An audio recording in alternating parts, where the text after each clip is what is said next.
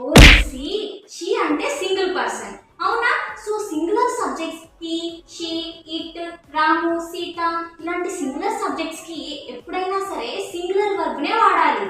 Singular verb అంటే base form of the verb ఉందా eat drink jump అని. So వీటికి మనము ఎస్ గాని ఈఎస్ గాని యాడ్ చేస్తాం. ఆ ఎస్ ఆర్ ఈఎస్ యాడ్ చేసినటువంటి వర్బ్ ఫామ్ ఏదైతే ఉందో ఆ వర్బ్స్ ని సింగులర్ వర్బ్స్ అని అంటాము. సింగులర్ సబ్జెక్ట్స్ కి సింగులర్ వర్బ్ ని యూజ్ చేయాలి.